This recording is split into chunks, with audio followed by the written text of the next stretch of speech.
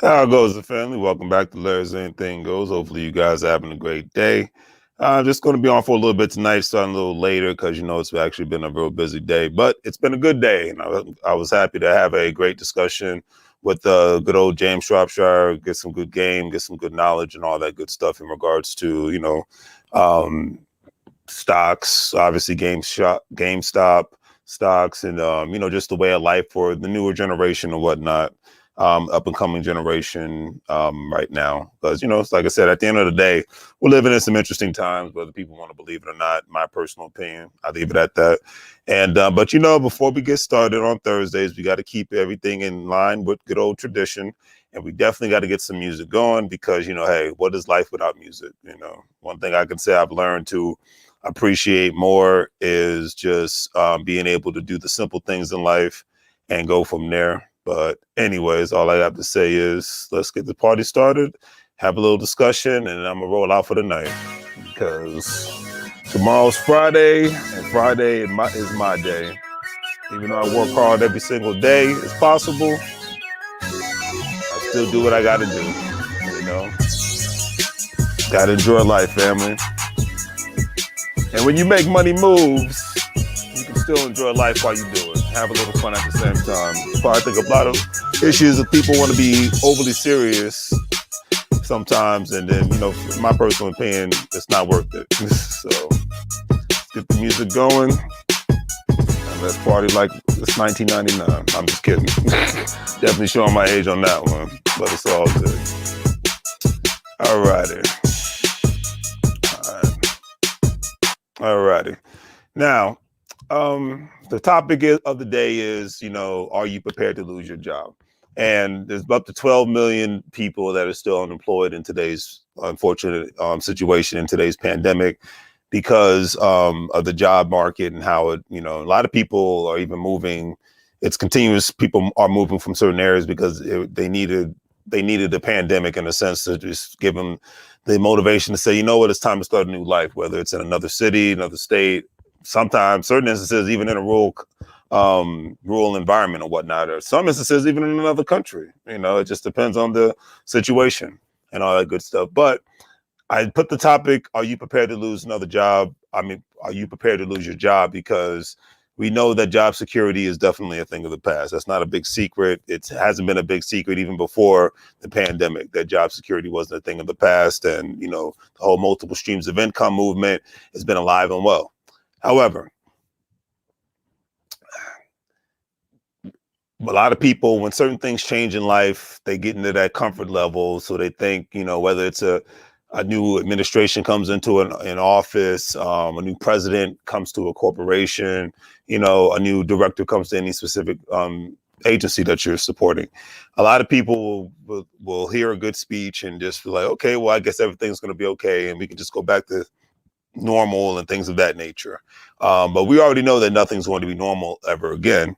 And great example, I think the state of Georgia is actually going to turn into the new California in regards to entertainment because great example, state of Georgia is actually open and California is still closed. Now, I understand why, certain areas are closed, certain areas are open because of the pandemic. And, it's nothing to play around with. I mean, you even see the new show that Snoop Dogg is on being a host. It's a goofy little show. But Go Big Show, yeah, that's the name of it. And I see that they're testing the people that are coming on the show at least 3 times a day, every time they, shoot an episode. So, and I give them much love and respect, to ensure that, hey, people are staying safe all at the same time because you just never know. But I think Georgia's becoming the new California in regards to entertainment because when it comes to a lot of new content and whatnot, a lot of movies and television shows that are being created in today's, pandemic world, it's being recorded in Georgia or in other states and whatnot because people are going where they can get work. It's not about politics or anything of that nature. So people are continuously readjusting their lifestyles. So a person that was an actor or an actress working the production on any level when it comes to music or when it comes to a set of a show or a movie, like, hey, I was living in, used to living in New York or California, but they're both closed. So I'm working in Georgia because that's where the work is at. I got to go where the work is at. I remember a statement was stated back in between the 2008, 2010 11 time frame, whatnot. And it's like I said, we're not no shots at any politician. Like I said, the economy, we know it goes up and down no matter what the situation is. Okay, now during that time frame, it's you went where in that economy you went where the jobs were. Then things progressed as from about 2012 and whatnot until 2019, 20. Well, that's when we saw this shift, obviously because of the pandemic. But between the 2007 to 2011 time frame, you went where the jobs were.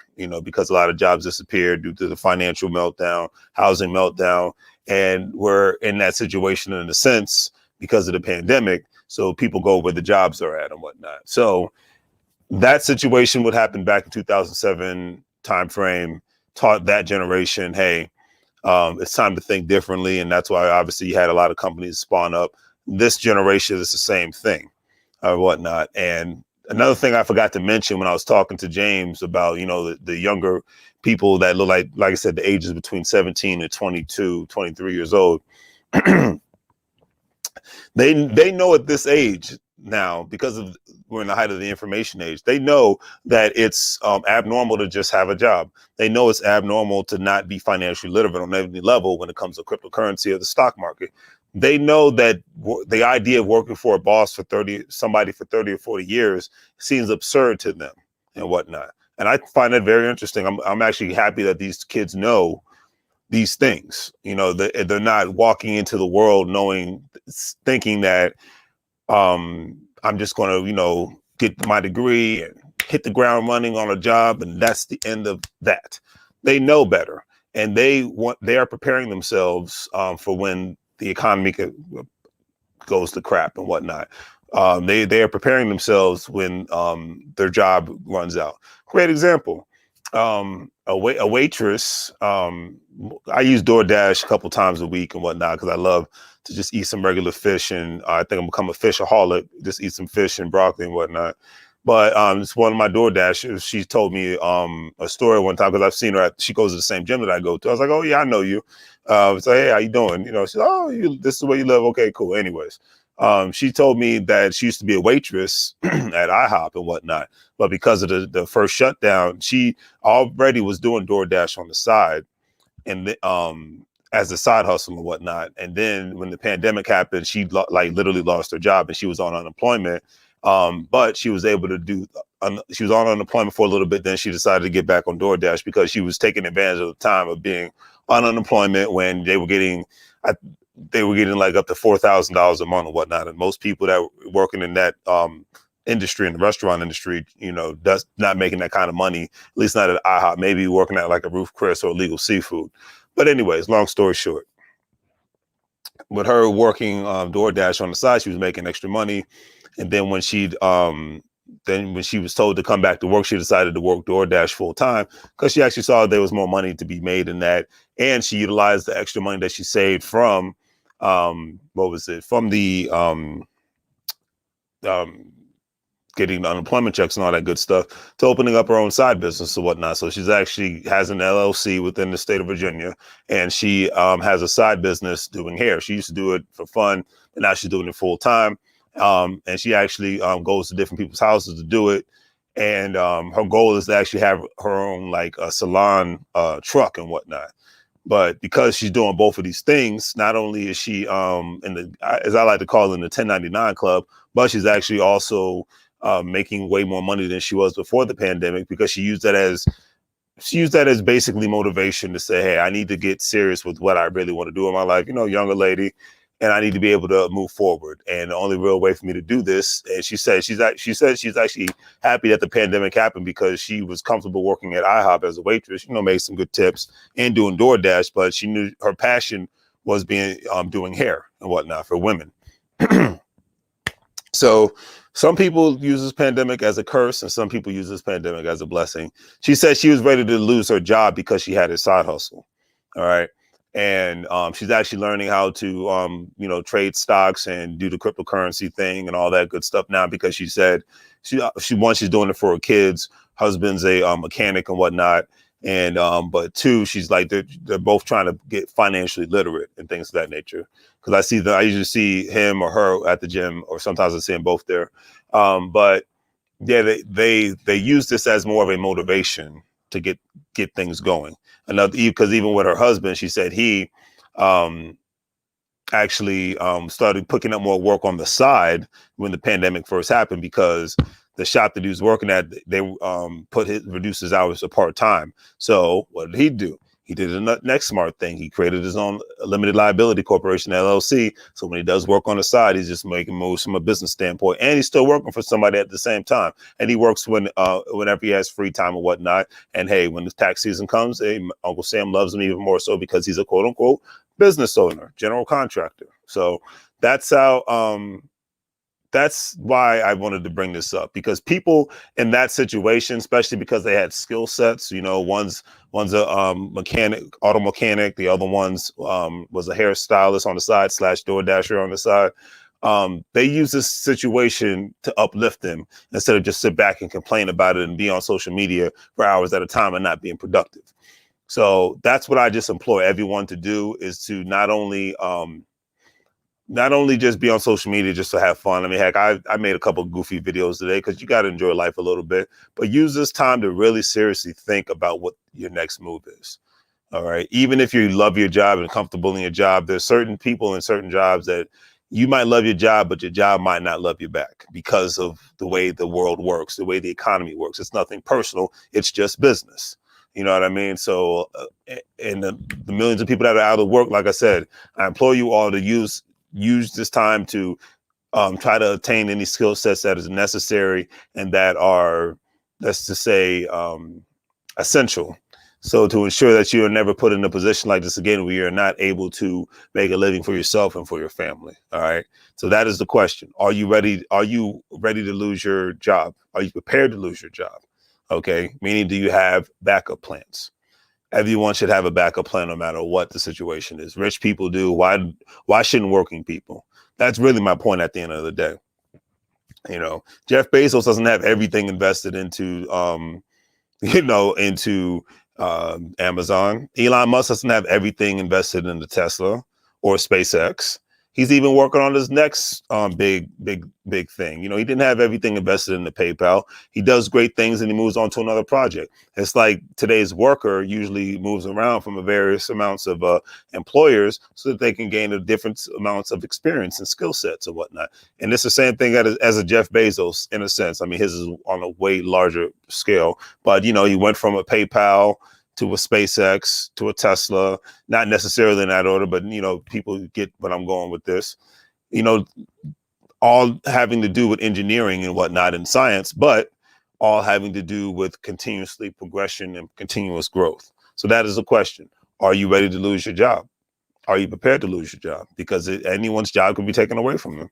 And that's just what it is. Like I said, the more people put this in their mental, the better off people will be at the end of the day. All right. That's my personal opinion on that one. Okay. So with that being said, like I said, it's a late night, so I'm going to call it a night. Anyone wants to chime in, please do the great 3 free things: like, share, and subscribe if you haven't. Check out the online store. See my Cash App just went off, so thank you for the donations. It's always greatly appreciated. But yeah, let me know in the comment sections, what are your big plans in case you lose your job, or what is your what is your outlying map that you're creating and whatnot, in case your job is taken away, or in case your company might go belly up. Because like I said, we're living in interesting times, and it's very unpredictable times at the same time. But we know one thing: services are still going to be needed on a multitude of levels, whether it's blue collar jobs, whether it's within a hospital, but definitely if it's in the IT industry, that's definitely going to be needed, because people are using IT products more and more than ever. I mean, from governments to corporations to nonprofits to faith-based organizations to everybody, everywhere and everything. It's just becoming the norm. So if you're in the IT space, you're definitely you have job security. Let's just put it like that. Okay. So thanks again, family, for the love. Always greatly appreciate it. That's real. That's real, Cindy. No time to procrastinate. I could not agree with you more.